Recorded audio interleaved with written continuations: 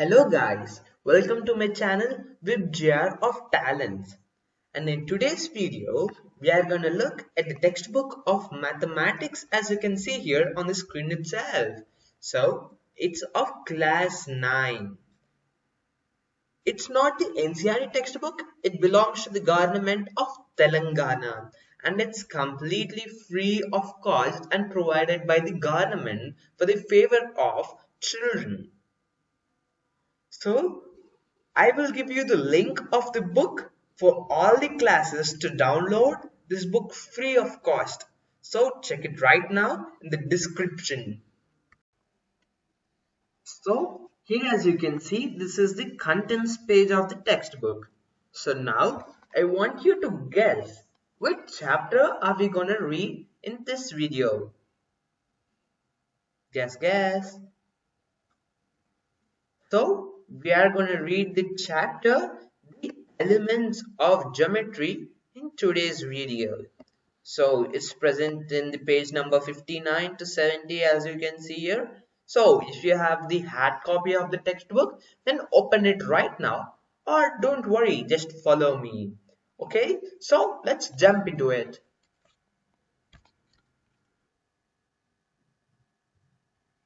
So we have come to the chapter of the elements of geometry. So this is the third chapter in the textbook. Okay, so let's move to the first paragraph. So here you can see the first paragraph is introduction paragraph. So let's try to read what's present in the paragraph. You may have seen large structures like bridges, dams, school buildings, hostels, hospitals, etc. Yes, we have seen them in daily life. I hope you may also see it. So the construction of these structures is a big task for the engineers. I hope that you agree with this statement. And this is pretty simple. So let's move to the next lines.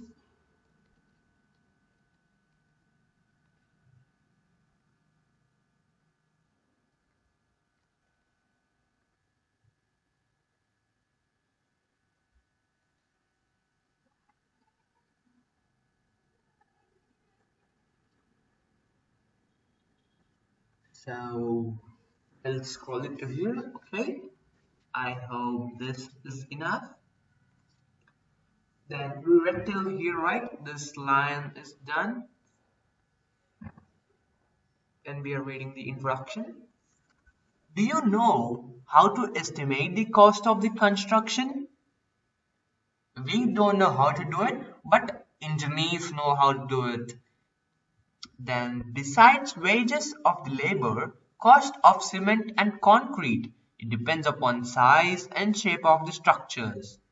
So you have seen that the amount of concrete and the amount of sand or other material needed for construction is completely dependent on the structure.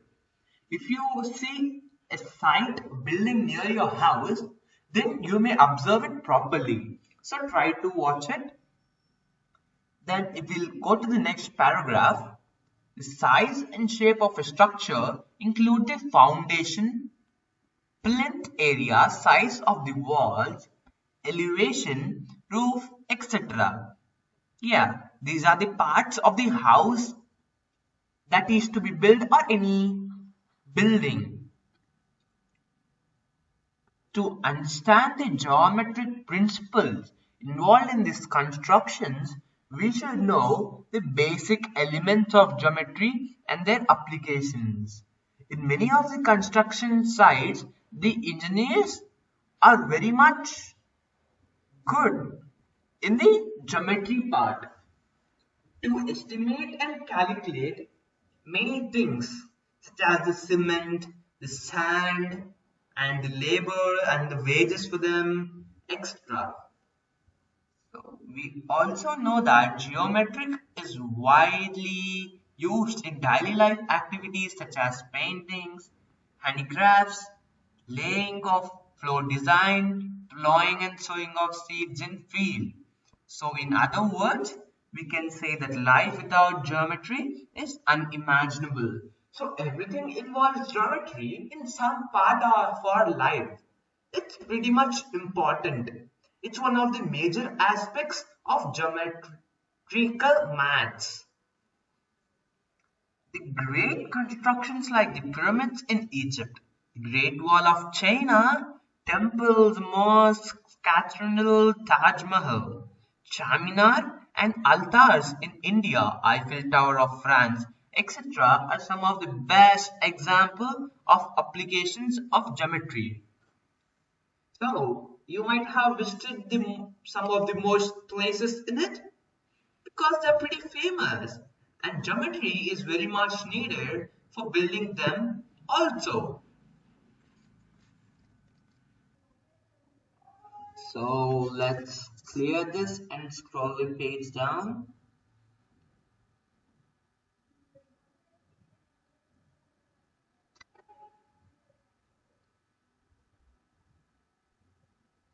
And there's one more paragraph in the introduction.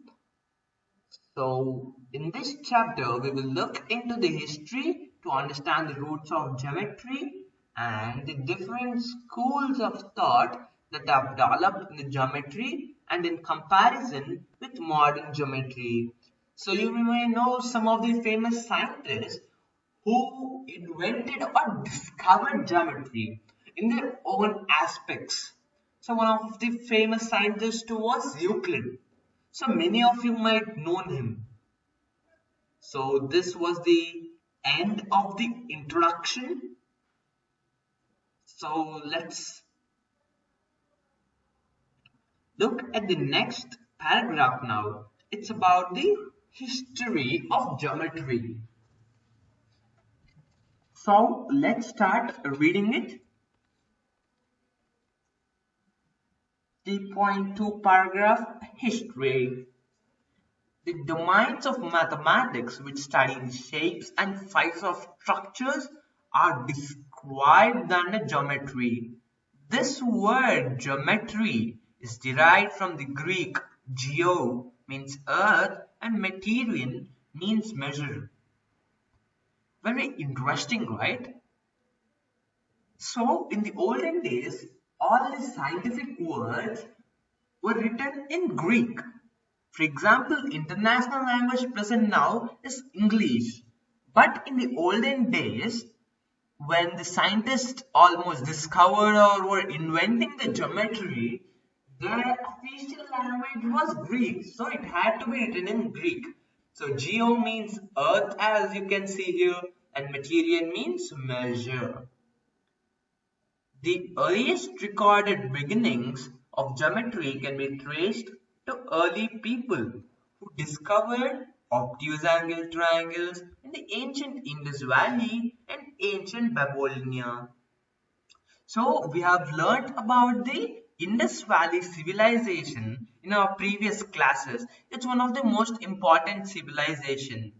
So I'm diverting the topic, so let's come back to maths now. But the acute angle and obtuse angles were discovered in the Indus Valley civilization long time ago. The Baskali manuscript employs a handful of geometric problems, including problems about volumes of irregular solids. Remnants of geometrical knowledge of Indus Valley civilizations can be found in excavations. So let's move forward.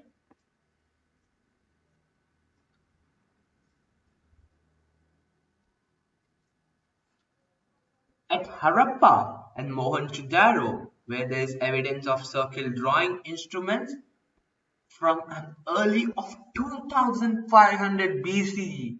So we have talked just now about the Indus Valley civilization, and in the Harappan civilization or Mohenjo-daro, the circle drawing instruments were found by the geologists around 2500 BC, which was long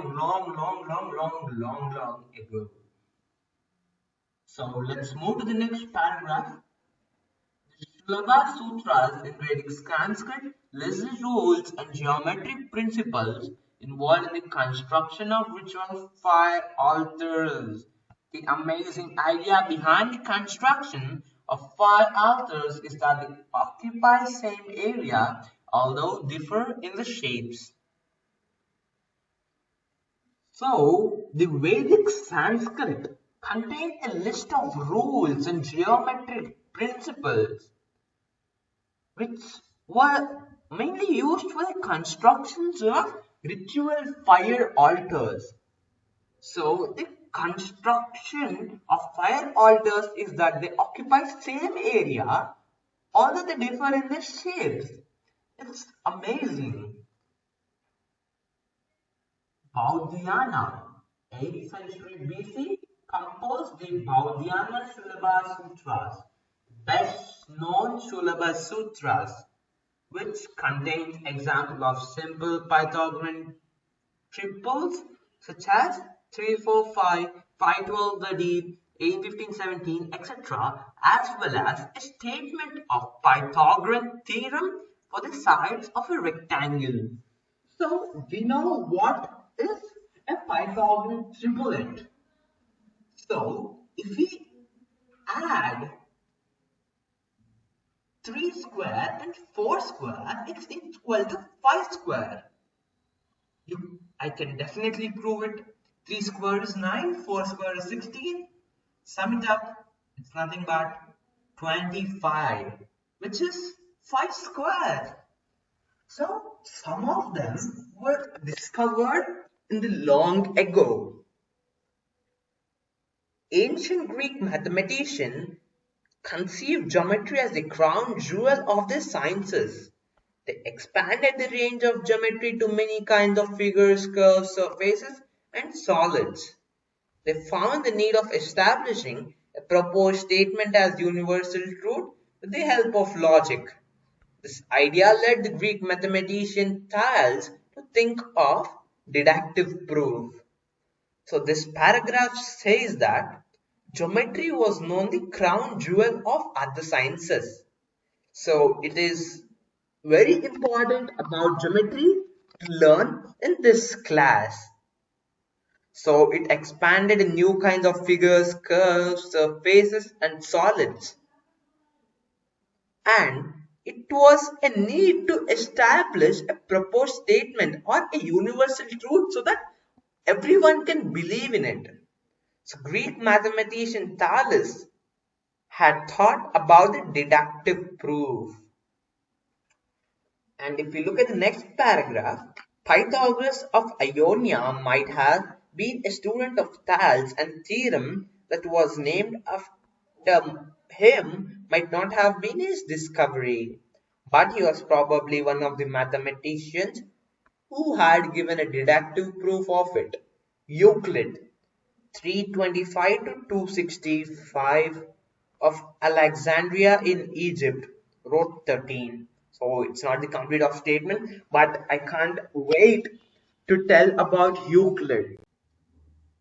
So Euclid from 325 to 265 BC, and he was born in Alexandria in Egypt.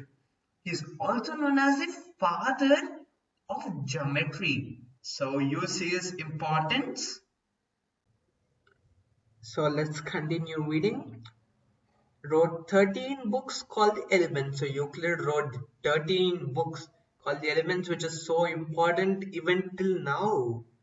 Thus, Euclid created the first system of thought based on fundamental definition, axiom, propositions, and rules of inference through logic. So these points are pretty important. This axiom, definition, propositions, and rule of interference. These are the major properties of Euclid. So we have read the introduction and history in this video. In the next video, we'll read the further paragraphs and I'll explain you detailedly. So let's look at the next parts of the same chapter in the next video. So if you have any doubts, don't at all get worried. Just comment me and I will reply you as soon as possible. Like, share and subscribe to my channel for GR of Talents.